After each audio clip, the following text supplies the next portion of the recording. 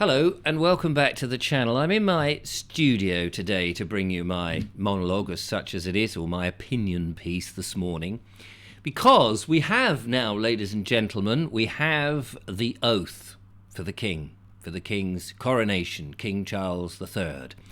And I thought it would be interesting just to run through that, because we've been wondering whether the oath was a good oath, a bad oath, or just something for an oath. But I think it could be all right, but we'll have a look at it. But I have got a question at the end of all of this. So let's have a look. If you go to churchofengland.org/coronation liturgy, I'll put the link in the description, of course, we can see it. So here we go. Here it is, the Church of England on their website, and there is the old wooden throne. I gather that they now have these chairs of the estate, and I am assuming this is the estate of the Crown Estate.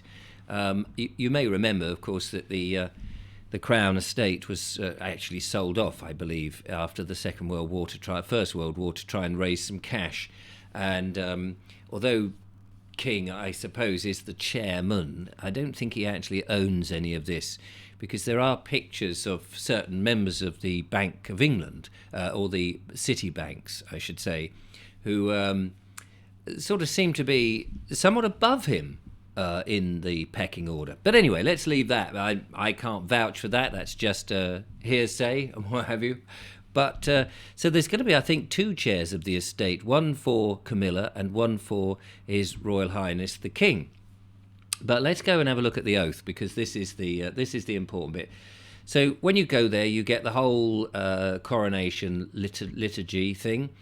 And it says here the liturgy will be a Christian act of worship that honours the ancient traditions of anointing and crowning monarchs. It will also reflect the monarch's role while celebrating the character of Britain as it is today and looking forward to the future with hope. So all pretty good, okay. And then we've got the whole load of bits and bobs that comes in here, and you can go through that, of course. But if you scroll right down, we get the presentation of the Bible, the Holy Bible comes out, and then we get the oath. And I just thought it would be worth just running through some of this so that we get an idea of actually what is going to happen. So I'll play all the characters on this, which actually are only 2. So we start with the Archbishop of Canterbury in the, wherever it is, the Church of Westminster, is it? And here we go. Your Majesty, the Church established by law, whose settlement you will swear to maintain, is committed to the true profession of the gospel, and in doing so will seek to foster an environment in which people of all faiths and beliefs may live freely.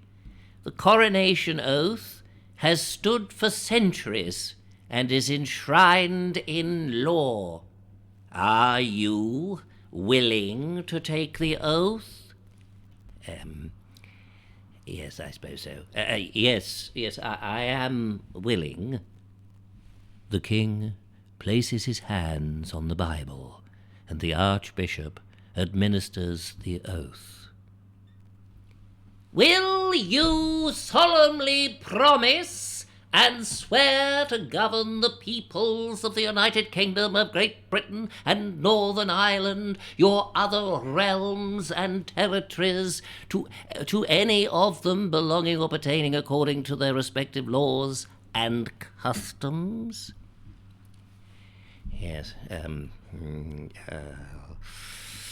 I solemnly promise to do so. Fingers crossed. Will you, to your power, cause law and justice in mercy to be executed in all your judgments? Yes, I will.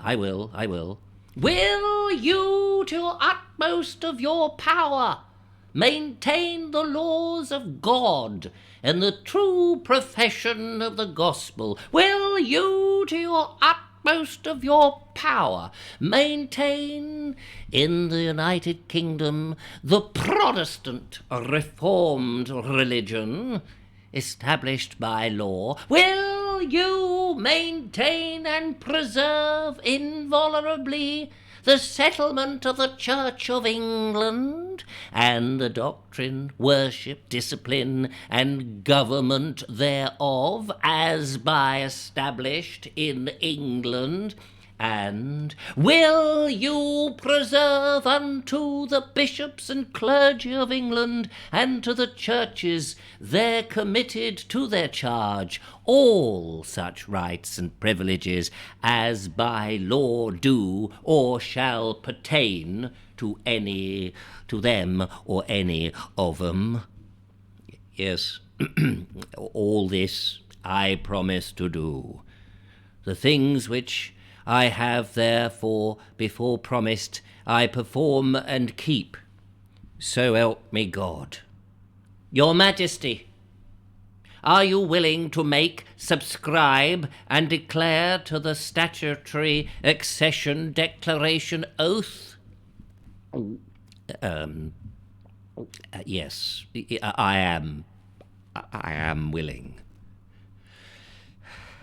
I, Charles, do solemnly and sincerely in the presence of God profess, testify, and declare that I am a faithful Protestant, and that I will, according to the true intent of the enactments which secure the Protestant succession to the throne, uphold and maintain the said enactments to the best of my powers according to the law.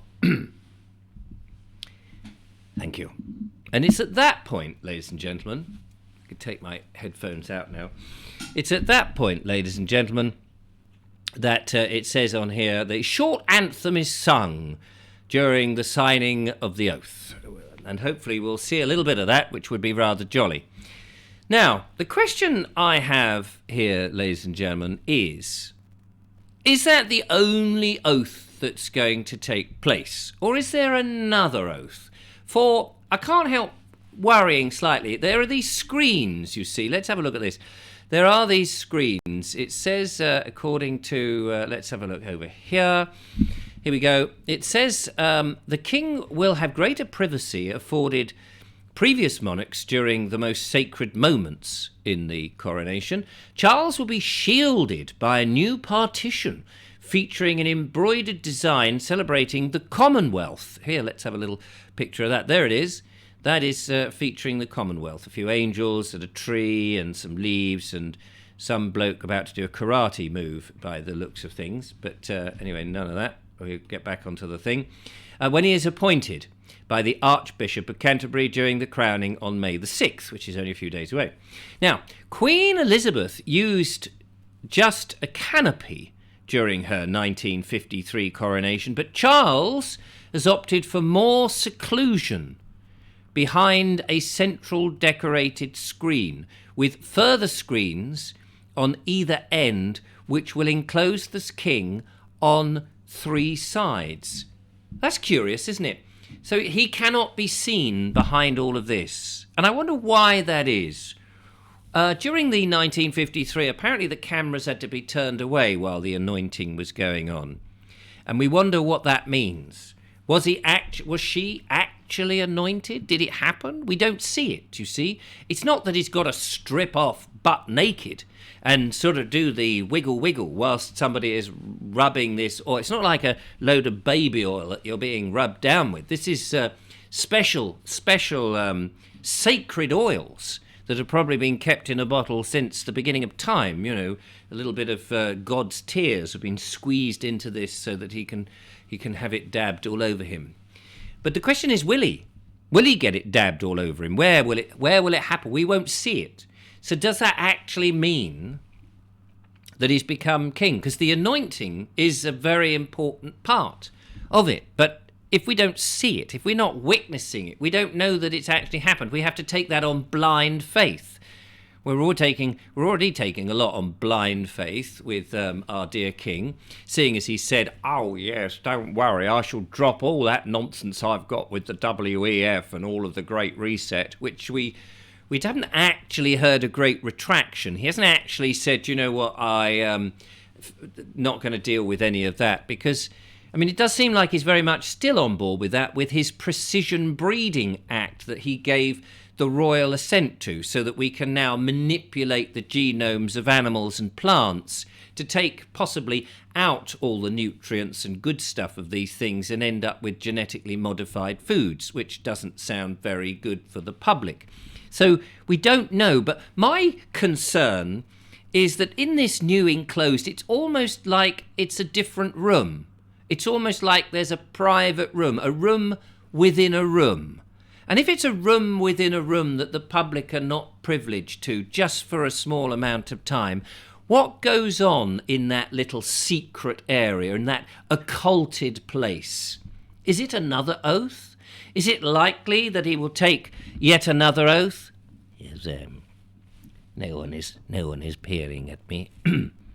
I solemnly take the oath here to swear to the City of London and the bankers to whom I've sold everything, and I disbark, I don't know what that means. I regret or renegade or whatever it is. I dispel the last oath I've just said. This is the true oath to the city bankers and all those people at the jolly old WEF and World Health Economic Forum and all that lot. Give me more of this stuff. Yes, it's working wonders.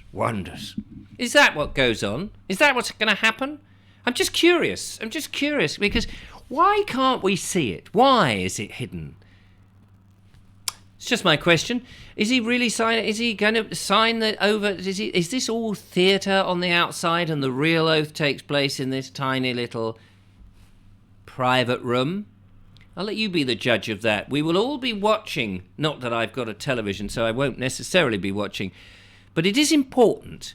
This is the thing I want to get over. It is important because he is the first among equals. He is our champion to make sure that the government is not going to be bringing tyranny and dictatorship. He is there to put the brakes on a tyrannical government. He is there to protect us.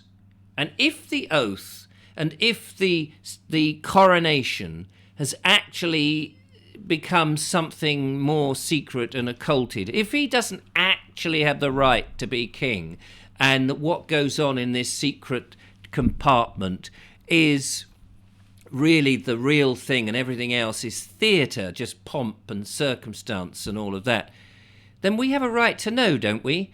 Because at the end of the day, if he isn't the right man fit to be king and is selling us down the river, then maybe we don't want him. That's my thoughts. I'll be interested in your comments.